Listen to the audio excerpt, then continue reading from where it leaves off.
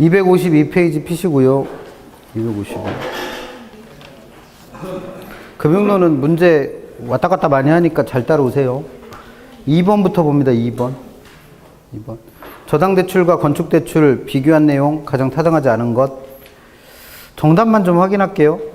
4번 보시면 건축대출은 집 짓는 사람한테 빌려주는 거잖아요. 근데 얘는 개발 위험이 그만큼 크죠.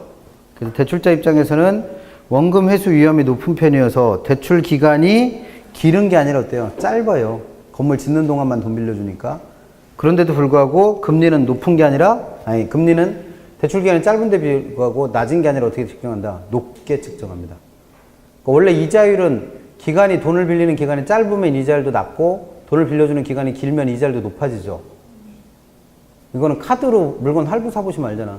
3개월까지는 뭐예요? 무이자 해주잖아요. 근데 12개월, 56개월 이렇게 가면 이게 이자가 많이 붙잖아요. 그래서 원래 원칙적으로 이자율은 대출 기간이 길어지면 높아지고 대출 기간이 짧아지면 낮아지는데, 건축대출의 경우에는 대출자 입장에서는 얘가 부도날 수 있잖아요. 그러니까 위험이 커서 대출 기간은 짧지만 이자율은 어떻다? 높다.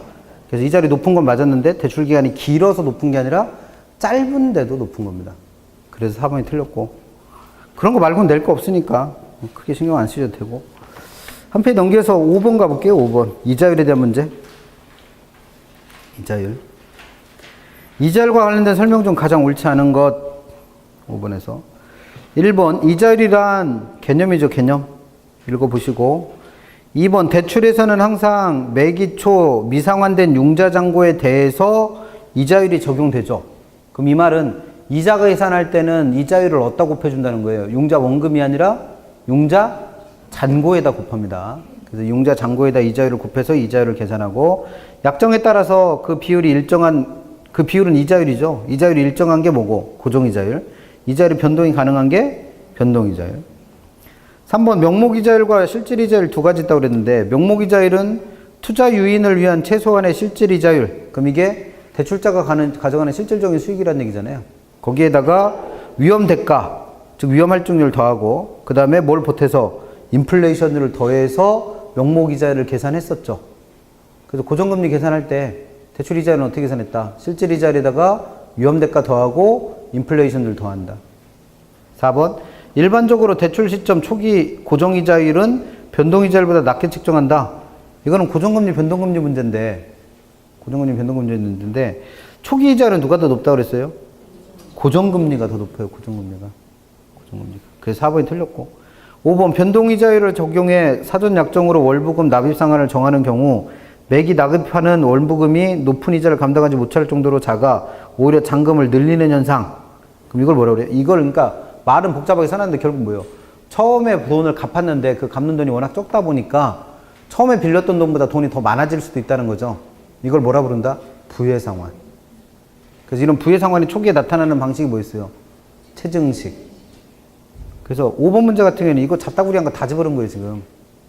그래서 답은 4번이 틀렸고, 이자율만 가지고 생각하면 일단 3번에 있는 명목이자율과 실질이자율 구별하시는 거는 중요하고, 나머지는 어차피 뒤에 있는 부분에서 볼 거니까.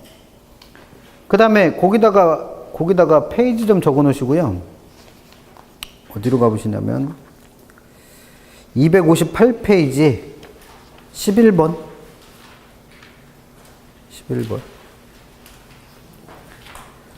11번은 지분금융과 부채금융 구별하는 문제죠. 그러니까 이게 지금 우리 문제집에서는 원래 우리 책에서 배울 때는 앞에 나왔던 거잖아요. 근데 이게 고정금리, 변동금리 나오고 뒤에 나오는 거니까 순서를 그냥 맞춰서 보자는 거예요. 11번 지분금융 부동산 투자에 관한 설명 중 가장 옳지 않은 것. 1번 부동산 투자의 단점을 보완하고 주식 투자 등의 장점을 결합한 제도다. 그럼 지분금융은 투자를 받는 거랬잖아요. 대출 받는 게 아니라. 그래서 주식 투자 등과 같은 투자 받는 형태다라는 얘기니까 1번은 맞았고, 2번 소액 투자자들의 투자로 공동사업을 시행하는 경우 소액 투자자는 영업실정에 따라 지분에 대한 이익을 배당받고 손실에 대한 책임은 한도가 있다. 그럼 이게 뭐냐면 이 소액 투자자가 투자를 해서 그 돈 가지고 회사를 운영하는 게 신디케이트예요. 신디케이트. 지분금융의 한 방식 중에 신디케이트라는 게 있다는 거죠. 그럼 신디케이트를 지분금융이라고 하는 이유는 소액 투자자들이 자금을 대고 개발업자라는 사람이 참여해서 이 회사를 운영을 해요. 그렇게 해서 만들어진 공동출자 법인을 신디케이트라 부릅니다. 근데 이게 우리나라 상법상 합자회사의 성격을 띨요. 이 합자회사라는 회사는 직원의 종류가 두 가지인 거예요.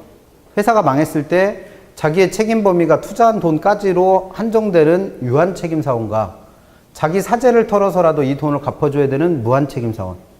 근데 이게 합자회사인 이유는 유한책임사원과 무한책임사원이 결합되어 있어서 그렇습니다.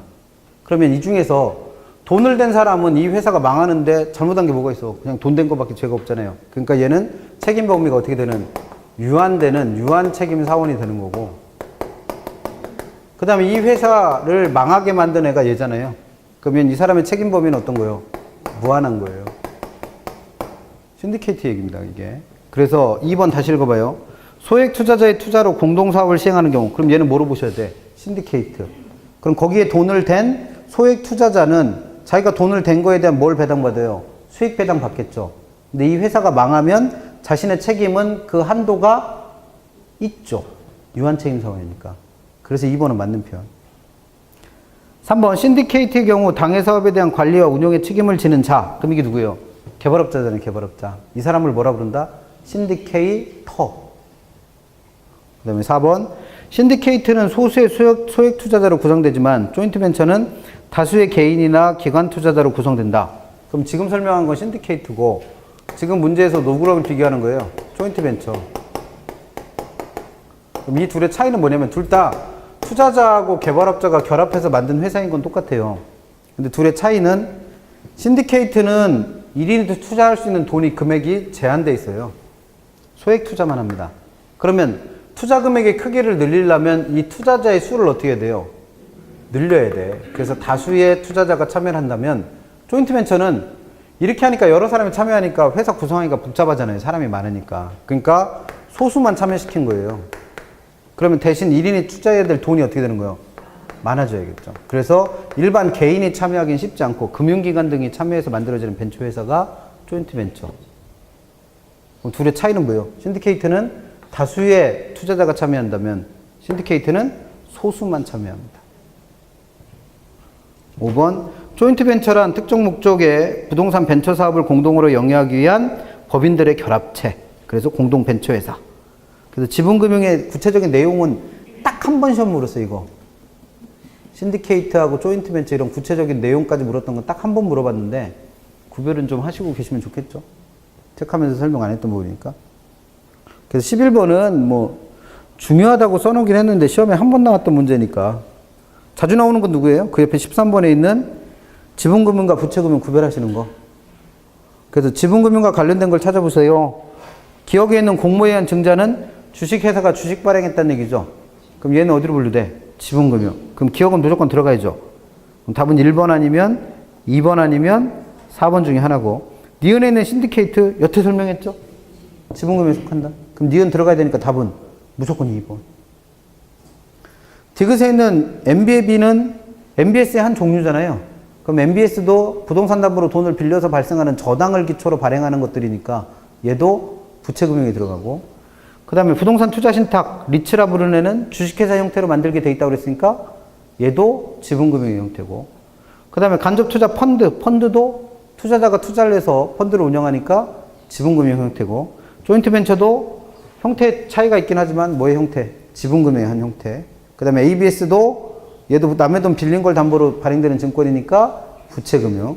그 다음에 주택상환 사채는 채권이잖아요. 채권. 사채. 그러니까 얘도 뭐의 형태? 부채금융의 형태입니다. 그 답은 2번 바로 찾아내실 수 있어야 되고, 이거는 이렇게 시험 문제 내는 무식한 선생님은 별로 없어요. 실제 출제자에서는 공부하시라고 내는 거죠. 그래서 이참에 지분금융에 어떤 것들이 있는지, 부채금융에 어떤 게 있는지 명확하게 구별해 두시면 되겠죠. 그래서 여기도 부동산 금융의 종류 물어본 문제고, 부동산 금융의 종류. 그 다음에 15번도 하나 풀어볼게요. 금융과 관련된 용어. 이거는 몰라서 풀어본다기보다는 투자론에서 나온 용어랑 금융론에서 나오는 용어랑 헷갈릴까봐 기출된 적은 있는 지문입니다. 옳지 않은 것 1번 대부 비율 계속 얘기하지만 담보된 부동산 가치에 대한 융자금의 비율. 그래서 이 비율이 높아지면 갚아야 될 원금과 이자가 많아지죠. 그래서 채무 불이행에 대한 가능성은 그만큼 작아진다가 아니라 커지죠. 1번이 틀렸네. 2번 융자 원금은 처음에 융자받은 대출금을 말하는 거고, 융자 잔고는 상환하게 될 마지막 중간에 일부를 상환하고 남은 미상한 저당 잔금. 3번 잔금 비율 어떻게 구한다고요? 지난주에 배우시잖아요. 잔금 비율. 연금의 현가계수분의 연금의 현가계수. 지금 몇 페이지 하는지도 몰라. 260페이지에 있는 15번 보고 있습니다. 잘 따라오시랬잖아요. 여기저기 왔다 갔다 한다고.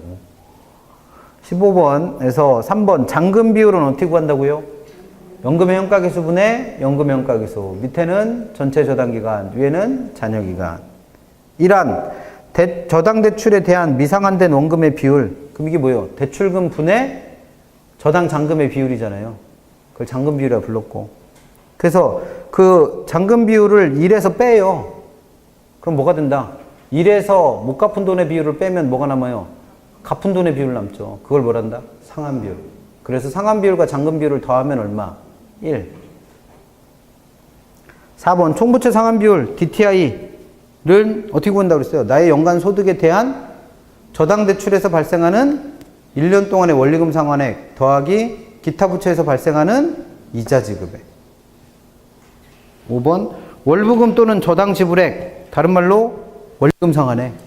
그래서 내가 빌린 대출금에 대해서 기간마다 납입해야 되는 원금과 이자의 합계를 뭐란다? 저당 지불액 또는 월부금, 부채 서비스액, 원리금 상환액. 안 배운 개념 하나도 없어요. 다 배운 건데 이게 금융론에서 나오면 새롭단 말이에요. 그래서 정리해 두시고. 거기다 페이지 또 적어요. 284페이지 적어 두시고. 284. 공부하실 때는 지금 풀어드리는 순서대로 하세요. 그게 우리가 기본서에서 배운 목차니까. 284페이지 가셔서 24번. 24번. 그럼 얘는 뭐에 대한 문제다? 24번과 25번은 내가 대출받을 수 있는 대출 가능 금액. 내가 대출받을 수 있는 대출 가능 금액. 그러면 24번과 25번은 문제가 나오면 제일 먼저 뭐부터 확인하세요? 내가 대출받을 수 있는 가능 금액을 제한하는 원리가 몇 가지가 있으니까? 3가지가 있으니까 그 대출 승인 기준이 뭔지부터 확인하시고 그 승인 기준이 확인되면 그 계산식을 기억해 내셔야 되는 거죠. 그럼 예를 들어서 24번 보시면 잠시만. 몇 페이지 하고 있는 거야? 죄송합니다. 284로 가셔야지. 284. 죄송합니다. 284.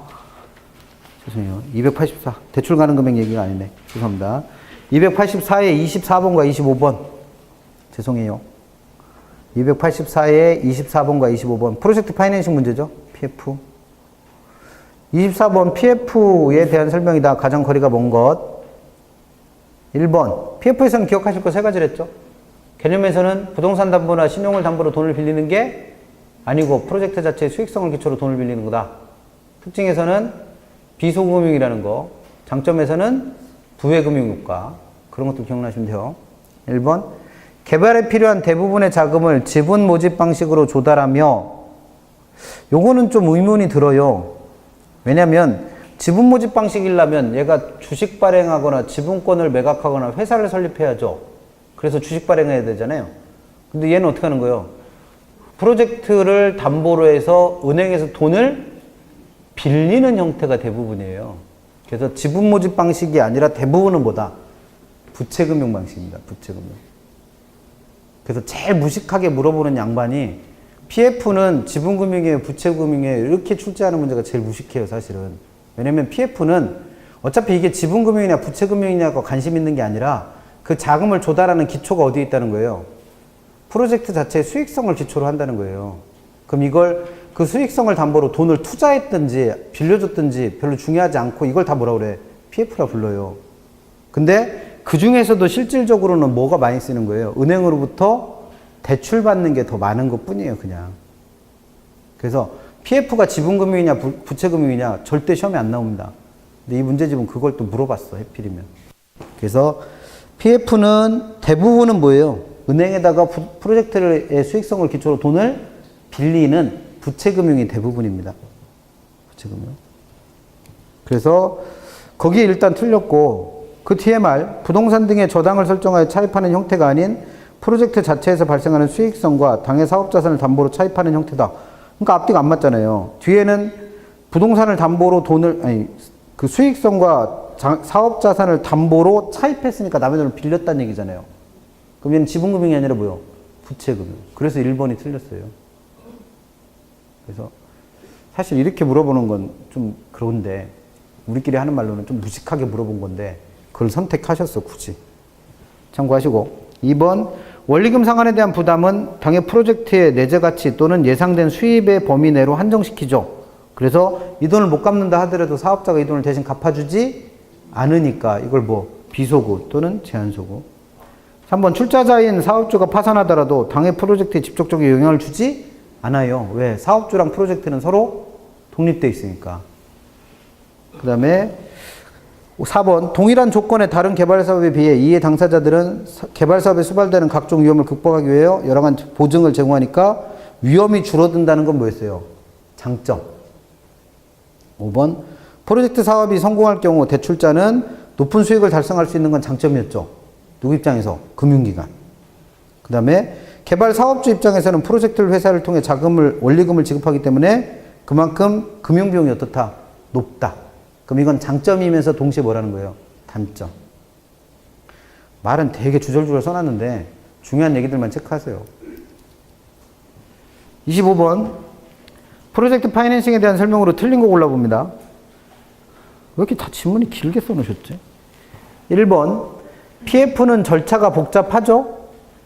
절차가 복잡한 게 단점이었잖아요. 그리고 위험이 큰 개발사업과 관련되고 대출기간은 상대적으로 높은 이자와 수수료를 요구하기 때문에 금융비용이 높다라는 건 뭐다? 단점. 그럼 1번은 단점 설명해 놓은 거고.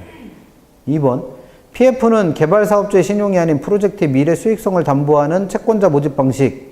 얘는 부채금융이라는 얘기를 계속 하는 거예요. 로써 만약 프로젝트 회사가 도산하면 프로젝트부터 발생하는 현금흐름이나 자산 범위 내에서만 돈을 상환하면 되는 거죠. 그럼 이것도 맞는 표현이고. 3번 금융기관의 PF 대출 채권은 도관체는 뭐냐면 이렇게까지 했네. PF 대출 채권은 도관체가 자산 유동화에 관한 법률이 적용되는 경우는 PF ABS와 또는 PF ABCP를 상법이 적용되는 법무의 경우에는 PF ABCP를 발행하여 유동화되기도 한다. 이게 기출됐었던 문제라 이렇게 넣어놓으셨는데 이게 무슨 얘기냐면 자산의 유동화에서 저당의 유동화에서 이제 조당의 유동화까지 얘기하는 건데 발행되는 MBS라는 게 있잖아요. MBS. 근데 그 M은 뭐라고 그랬어요? 주택을 담보로 해서 발행된 채권을 되돌려받을 권리를 했잖아요.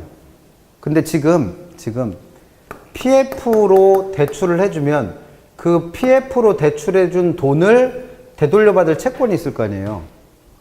그러면 그걸 담보로 해서 뭘 발행할 수 있다는 거예요? MBS를 발행할 수 있다는 거예요. 그걸 PF ABS 또는 그러면 얘는 이걸 담보로 해서 발행된 뭐 증권 말하는 거고 그 다음에 PF 그러니까 이제 PF를 가지고 돈을 빌려주고 그걸 되돌려받을 채권을 담보로 해서 발행되는 CP 기업어음. 그래서 얘는 결국 무슨 얘기예요? 프로젝트 파이낸싱을 기초로 돈을 빌려주고 그걸 되돌려받을 채권을 뭐해서 유동화시켜서 두 가지 증권을 발행할 수 있다는 거예요. PF ABS와 PF AB CP. 그래서 이 두 개를 시험 문제 한번 냈었어요. 그래서 CP는 기업보험을 말하는 거고 S는 증권을 말합니다. 참고만 하시고. 4번 프로젝트 파이낸싱은 비소구 또는 제한소구 금융이지만 현실적으로는 비소구면 대출해주기 쉽지 않죠. 그래서 뭐를 많이 쓴다? 제한소구 금융 방식을 많이 쓴다. 그 다음에 5번 프로젝트 회사와 대출금융기관의 대차대조표상에 프로젝트 사업에 소요되는 자금 차입이 부채로 기록되지 않는 부외금융의 방식이다. 이때 부외금융이라는 건 장부 외에서 금융이 이루어지는 거랬죠. 그럼 이때 장부는 누구의 장부를 했어요? 사업주의 장부 바깥에서 금융이 이루어진다고 그랬잖아요. 왜? 이 부채는 누구 회사에 기록되니까? 프로젝트 회사에 기록되니까. 그럼 부외금융 효과를 할 때는 프로젝트 회사와 대출 금융기관의 대차대조표가 아니라 누구의 대차대조표에? 사업주의 대차대조표 상에 부채가 기록되지 않을 뿐이에요. 그래서 5번이 틀린 겁니다. 너무 어려워, 문제가. 거기다 또 페이지 하나 적어놔요. 266 적어 놓으시고, 아까 설명하다 만 거 다시 앞으로 돌아가셔서. 왜 문제집을 이렇게 쓰셔? 책 순서대로 안 쓰고. 266 가시면 24번과 25번 25번 둘 다 뭐 구하는 문제다? 내가 대출받을 수 있는 가능 금액 구하는 거죠. 그럼 이런 문제 나오면 아까 설명하다 많은 것처럼 일단 뭐부터 찾아라. 대출 금액 크기를 제한하는 원리가 세 가지가 있으니까 대출 승인 조건이 어떤 게 주어져 있는지부터 확인하세요. 그래서 LTV가 주어진 거냐, DTI가 주어진 거냐, 부채 감당률이 주어진 거냐에 따라서 그 계산식만 생각해 내시면 돼요. 그럼 24번. 기존의 대출액이 3천만 원이 있는 사람인데 부동산의 가치 3만 원에다 만 원이니까 3억인가요? 3억이고 대부 비율 60%. 아, 그러면 이게 대출 승인 기준이 될 수 있죠? 그 다음에 이 사람의 연소득이 5천만 원이고 총부채 상환 비율 DTI가 40%죠. 그럼 이게 뭐가 될 수 있어요? 대출 승인 기준이 될 수 있어요. 그러면 24번 문제는 모함호를 이용해서 LTV와 DTI를 이용해서 기존 대출이 얼마 있을 때 3천만 원이 있을 때 이 사람이 추가로 대출받을 수 있는 금액이 얼마인지를 구해보라는 거죠. 그러면 이 문제를 풀으려면 생각나셔야 될 건 계산식. 그럼 LTV 가지고 대출 금액 크기를 구하려면 어떻게 하신다? 내가 담보로 제공할 부동산 가치에다가 뭘 곱해라? LTV. 그러면 지금 내가 담보로 제공할 부동산 가치가 얼마래요? 3억. 에다가 LTV가 몇 프로까지 됐으니까 60%. 그러면 3618에서 1억 8천까지 빌릴 수 있는 거죠. 근데 이미 얼마 빌려놨어요? 3천만 원 빌려놨잖아요. 그러니까 추가로 받을 수 있는 건 최대 얼마까지? 1억 5천. 그렇게 해서 일단 구해 놓으시면 되고. 그 다음에 또 대출 승인 기준이 뭐가 있으니까? DTI 있으니까. DTI 가지고 대출 금액 크기를 구하는 거잖아요. 그럼 대출 금액 크기를 구하려면 어떻게 해라? 위에다가는 연간 소득에다 뭘 곱한 거? DTI 곱한 거에서 뭘 빼고? 기타 부채 이자를 빼고 그걸 저당상수로 나누면 되죠. 계산식은 외우고 계시다고 가정하고. 그럼 이 사람의 연간 소득 얼마? 5천만 원. 그리고 DTI를 얼마로 제한하고 있으니까 40%. 에서 기타 부채 뭐 있어요? 이 기타 부채는 기존 대출 아니에요. 기존 대출은 어차피 저당 대출이잖아요. 그거 말고 다른 대출. 그래서 기타 부채로 인해서 연 원금 상환 합계가 얼마가 있대요?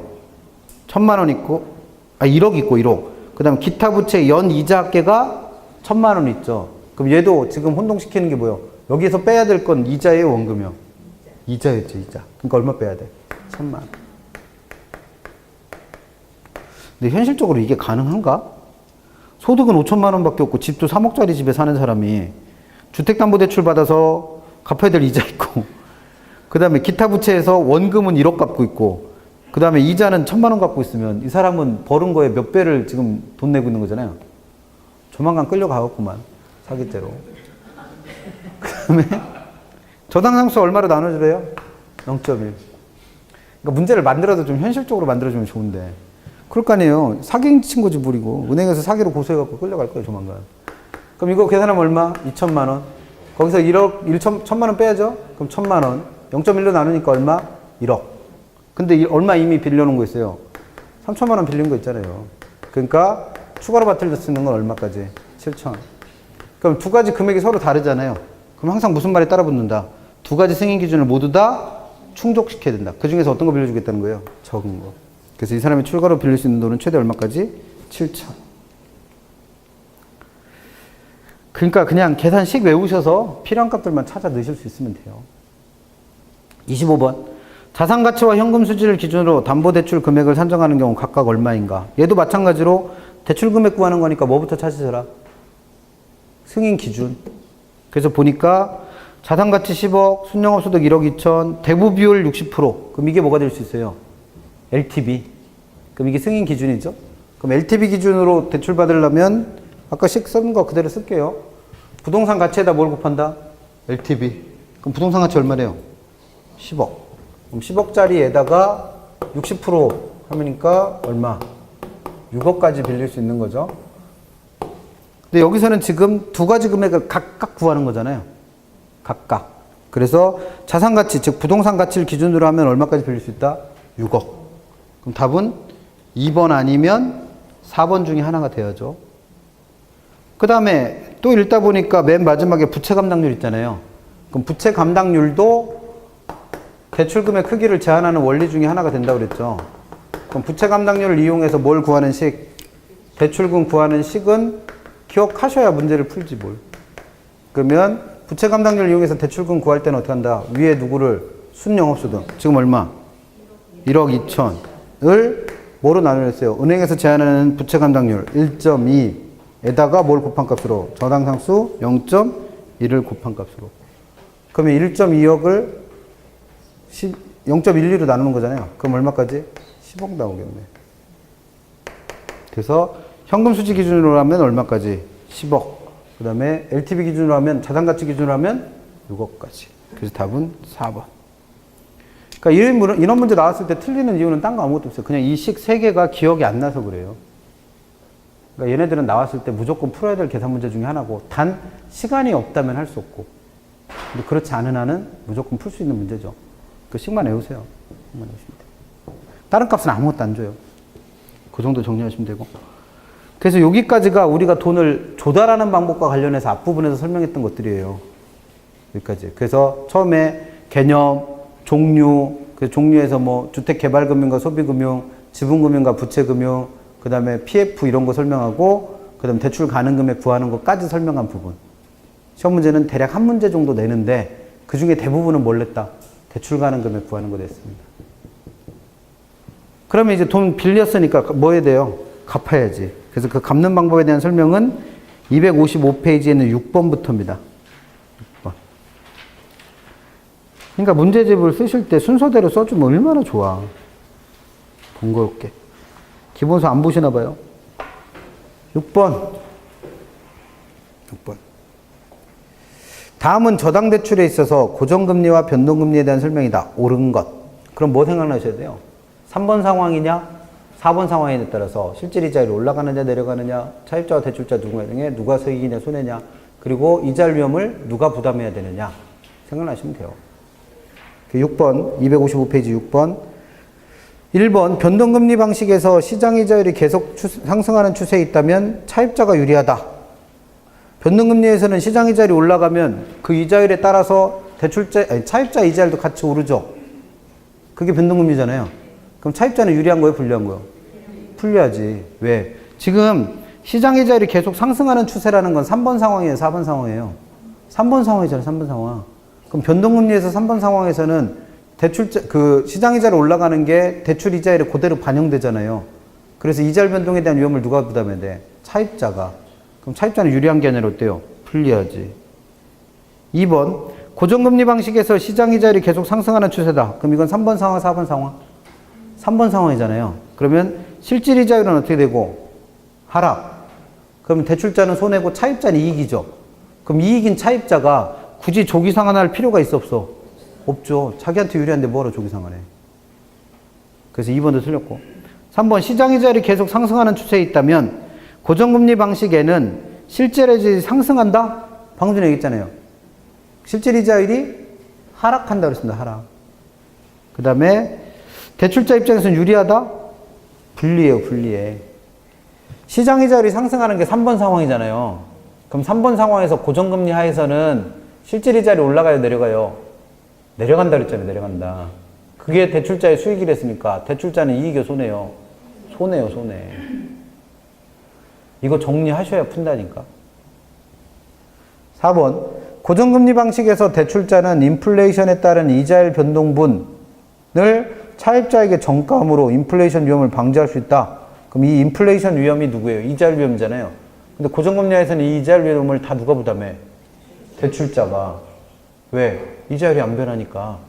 그럼 이거를 떠넘기는 건 다 누구 얘기예요? 고정금리가 아니라 변동금리. 5번 시장이자율이 계속 상승하는 추세에 있다면 그럼 이것도 3번 상황이죠. 그럼 3번 상황에서 변동금리 방식에서 금리 조정주의가 짧으면 그 이자율 변동에 대한 위험을 바로바로 누구한테 떠넘겨요? 차입자한테 바로바로 떠넘기죠. 그러니까 대출자는 그만큼 어떻고? 유리하고 차입자는 불리하고. 내는 대로라니까? 정리해드린 대로네요. 안 풀리는 이유는 뭐예요? 아까 정리해드린 게 머릿속에 없는 거야 아직. 그러니까 항상 문제를 풀 때는 뭐부터 확인하시랬어요? 고정금, 방금 전에 문제 풀면서도 했잖아요. 고정금리와 변동금리가 나오면 지금 문제에서 묻고 있는 게 뭐냐?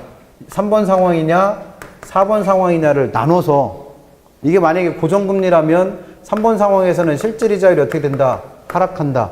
그래서 대출자는 어떻고? 불리하고 차입자는 유리하고. 그래서 이자율 변동에 대한 위험을 누가 부담하고? 대출자. 4번 상황에서는 고정금리에서라면 실질금리 어떻게 되고? 상승하고. 그래서 대출자는 유리하고 차입자가 불리하니까 차입자가 뭐 하려고 그러고? 조기상환 하려고. 그 위험도 누가 부담한다? 대출자. 그러니까 대출자가 모든 위험을 부담하니까 이걸 누구한테 떠넘기려고? 차입자한테 떠넘기려고 만든 게 뭐고? 변동금리. 이거 정리 안 돼 있으면 문제 못 풀어요. 이걸 물어보니까. 그래서 이거 정리하시라는 거예요. 3번 상황, 4번 상황 나눠서. 한 페이지 넘기셔서 7번. 다음은 고정금리와 변동금리 관련된 내용입니다. 가장 옳지 않은 내용. 옳지 않은 내용. 1번, 고정금리는 전체 대출기간 동안 일정의 이자율이 적용되는 것이죠. 고정금리는 이자율이 일정한 거니까. 그래서 대출 시점 초기의 고정금리는 변동금리보다 이자율이 더 어떻다? 높다고 그랬죠. 초기 이자는 더 높다고 그랬으니까. 그럼 1번은 맞았고. 2번, 우리나라에서 변동금리에 적용되는 기준금리에는 두 가지 있다고 그랬죠. CD 이자율과 코픽스. 근데 그걸 선택할 수 있습니다. 은행에서 두 가지 상품을 내놓으니까 마음에 드는 거 고르시면 돼요. 3번, 변동금리를 적용하는 경우 기준금리에 가상금리를 더해서 이자율을 산정한다고 그랬죠. 근데 그 중에서 누가 변해서 이자율이 변하는 거예요? 기준금리가. 그럼 3번이 틀렸네. 4번, 은행은 고정이자율 저당대출 시 차입자의 조기상환을 막기 위해서 조기상환 수수료를 부과하죠. 부과해요. 왜냐면 고정금리에서는 4번 상황이 되면 대출자가, 아니 차입자가 뭐 한다는 걸, 조기상환 한다는 걸 인지하고 있잖아요. 그래서 그에 대한 대가로 조기상환 수수료를 부과합니다. 그 다음에 5번, CD 수익률이 코픽스보다 변동성이 더 크다. 이거 이해 못하는 분들 되게 많던데, CD 이자율은 이자율이잖아요, 이자율. 그럼 얘는 얼마마다 바뀌어요? 이 은행의 이자율은 얼마마다 바뀌어? 수시로 바뀌어, 수시로. 지금 당장도 시장의 이자율은 계속 변하고 있어요. 얘는 수시로 변하는 값이에요. 매일매일 변해요, 매일매일. 다만, 우리가 쓰는 기준금리를 쓰는 건 그걸 몇 개월 만기로 쓰는 거예요. 3개월 만기인 걸 쓰는 것 뿐이에요. 변동은 매일 됩니다. 근데 코픽스는 얼마마다 변해요? 얘는 얼마마다 산정하는 값이었어? 한 달에 한 번, 매월 15일 날. 그럼 매일 변하는 애랑 한 달에 한 번 변하는 애랑 변동성은 누가 더 큰 거예요? 매일 변하는 게 당연히 변동성이 큰 거지. 그래서 CD 이자율이 변동성이 더 어떻다? 크다. 그 다음에 코픽스 중에서 신규 취급액과 잔액 기준이 있다면 둘 중에 변동성은 누가 더 크다? 신규 취급액이 더 크다고 그랬잖아요. 얘는 이번 달 것만 가지고 산정하는 거니까. 그래서 옳지 않은 내용 몇 번? 3번. 9번 하나 풀어봅니다. 은행으로부터 고정금리 조건부 대출, 주택담보대출을 원금 균등 분할상환 방식으로 대출을 받았으나 대출 실행 이후 예상치 못한 인플레이션이 발생했다. 이에 관한 결과를 옳지 않은 것. 필요한 단어만 보시면 고정금리고 예상치 못했던 인플레이션 발생했으니까 이건 3번 상황인 거잖아요. 그러면 1번. 채무 불이행 가능성에는 거의 영향을 미치지 않는 거다. 차입자 입장에서는 자기가 부담해야 될 이자의 크기가 변함이 있다 없다? 없죠. 왜? 인플레가 발생하거나 말거나 고정금리니까 이자율의 변화가 있어요 없어요? 없어. 그러면 차입자 입장에서는 갚아야 될 이자의 변동이 하나도 없어요. 그러면 차입자 입장에서는 채무 불이행 가능성에 영향을 받지 않죠. 그럼 1번은 맞았고. 2번, 차입자의 조기 상환 가능성은 줄어든다. 지금 고정금리에서 3번 상황에서는 차입자가 유리하다 불리하다? 유리하다고 그랬죠. 유리한 차입자가 미리 갚을 이유가 없지. 3번, 시중금리와는 상관없이 차입자의 매기에 지급되는 이자는 감소할 것이다. 이건 왜 그런 거예요? 원금균등이라고 그랬잖아요. 원금균등. 그럼 원금균등 방식에서 이자는 어떻게 변해요? 원금 상환되는 만큼 융자잔고 줄어드니까 이자는 계속 체감하죠. 4번 대출자의 실질금리는 대출 시점보다 하락한 셈이다. 고정금리 하에서 3번 상황 발생하면 실질이자는 올라간다 내려간다? 내려간다 그랬잖아요. 그러면 4번도 그래서 맞았고. 5번 대출자가 이러한 사실을 미리 알았다면 처음부터 이자를 더 높게 잡았겠지. 그래야 자기 손실을 완화시키니까. 지금 예상치 못한 인플레이션이 발생했다는 건 자기가 손해본다는 거잖아요. 그럼 그걸 미리 예상했다면 처음부터 어떻게 했겠어? 이자를 더 높게 잡아놨겠죠. 그래서 답은 5번만 틀렸습니다. 그러면 지금까지 풀어본 것들은 다 무슨 문제다? 고정금리와 변동금리에 대한 문제다. 그 다음에 어디로 가셔야 돼? 16번부터가 원리금균등, 원금균등, 체증식에 관한 얘기죠, 뭘. 오늘은 거기까지만 풀게요. 16번 다음은 저당 상환 방법에 대한 설명입니다. 옳지 않은 내용 찾으세요. 1번 차입자 입장에서 원리금 균등 상환이 다 읽기 귀찮으시면 그냥 원리금 균등만 읽으세요.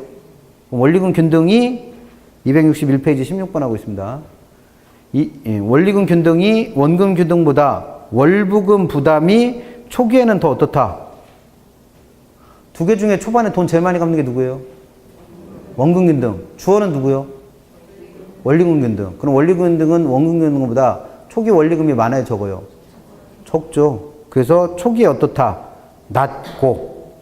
대출자 입장에서는 차입자의 소득 또는 자산이 증가하는 경우, 그럼 이 사람은 돈 갚을 능력이 많아진 거죠.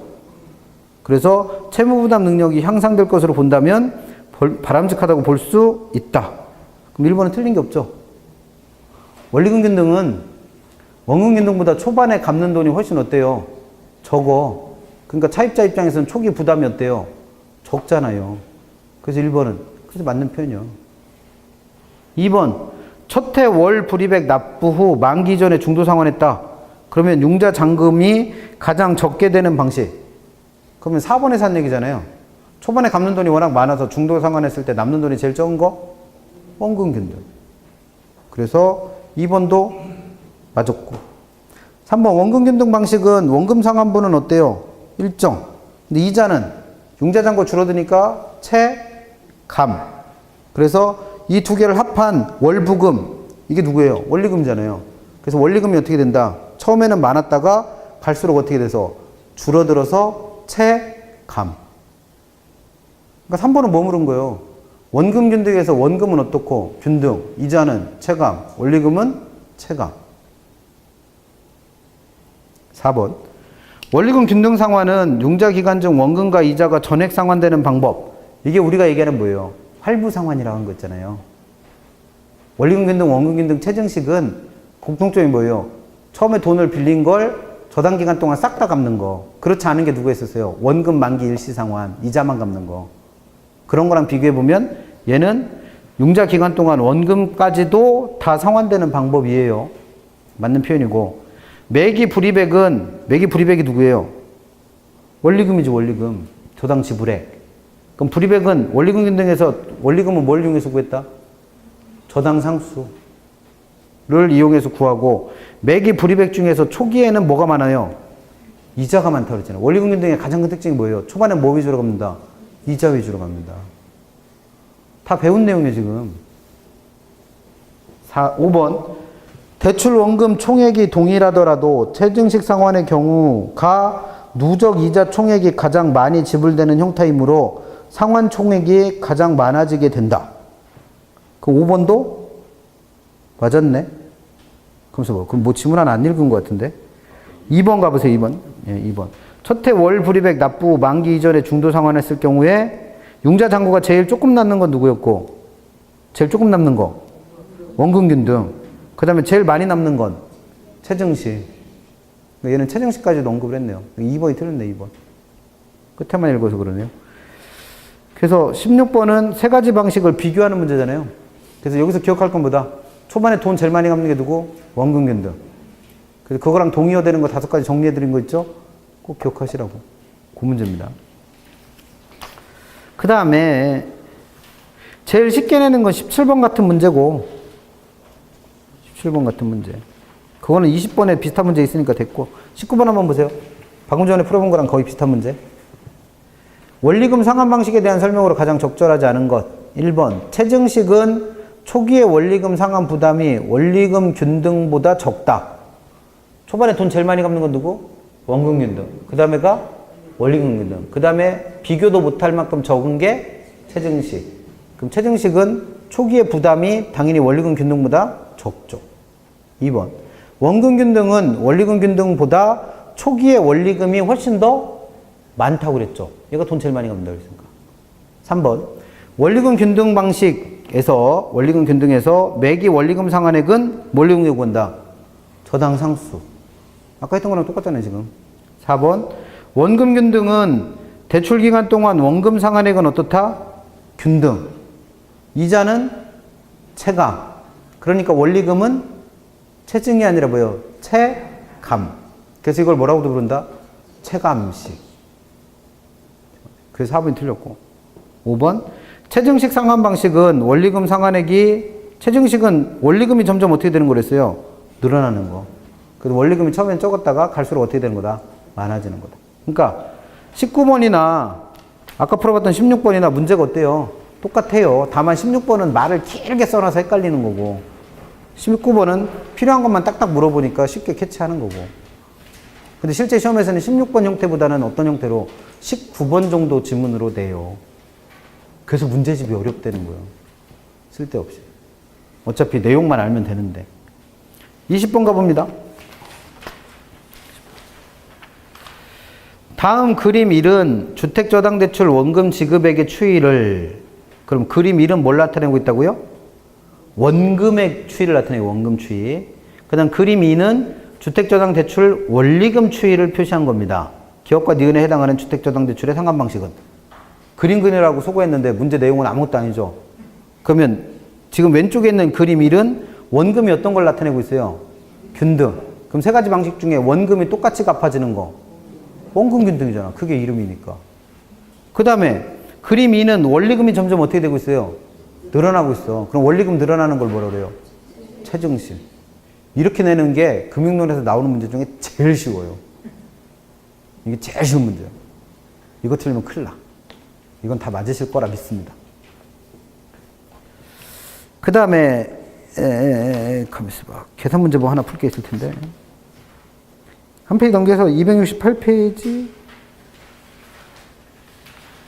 29번 하나 풀고 집에 갈게요. 268페이지 29번. 28번하고 29번은 아까 원리금 균등과 원금 균등에서 계산 문제 나올 수 있다고 그랬잖아요. 그 계산 문제예요. 그래서 작년에 물어봤던 게 29번의 형태니까 작년 문제 한번 풀어볼게요. 29번. 매년 원금 균등 상환을 하는 경우 3년 말 원금과 이자 불이백의 합계. 그럼 뭐 구하라는 거예요? 3년째 원리금 구하라는 거예요. 무슨 방식으로? 원금 균등으로 뭘 구해라? 3년차 원금과 이자의 합계를 구해라 라는 문제입니다. 그러면 일단 이 문제 풀 때 첫 번째 확인할 건 대출 조건부터 확인해서 대출 조건. 얼마 빌렸고 이자율은 얼마고. 그 다음에 두 번째는 상환 조건. 여기선 주어졌죠. 뭐라고? 원금 균등이라고. 어떻게 갚는데요? 매년. 매년. 그럼 이게 어떻게 나올 수 있는 거냐면 지금 매년 3년 말 이렇게 돼 있잖아요. 이걸 장난칠 때 매월 3회차 구해라. 그러면 3년째를 구하는 게 아니라 뭘 구하는 거예요? 세 번째 달 거를 구하는 거예요. 그런 것도 혼동시켜 물어보니까 그런 거 조심하세요. 그러면 일단 원금 균등에서 원리금은 어떻게 구해요? 저당상수 이용한다? 그거는 원리금 균등에서만 가능하다고 그랬고, 원금 균등에서 원금과 이자 합계인 원리금은 어떻게 구해요? 원금 따로 구하고 이자 따로 구해서 이 두 개를 어떻게 하셔야 돼? 더하셔야지 뭐. 그럼 이때 균등한 원금은 어떻게 구한다고 그랬어요? 처음에 빌린 융자 원금을 뭐로 나눠라? 상환 횟수. 상환 횟수. 그러면 처음에 빌린 돈 얼마? 1억. 이거를 몇 년에 걸쳐서? 예? 대출 상환 기간 몇 년이래요? 10년, 10년. 그러면 10년 동안 나눠 갚기로 했으니까 1년에 얼마씩 갚는 거예요? 1,000만 원씩. 그럼 이게 균등한 원금의 크기죠. 그럼 얘는 균등하다고 그랬으니까.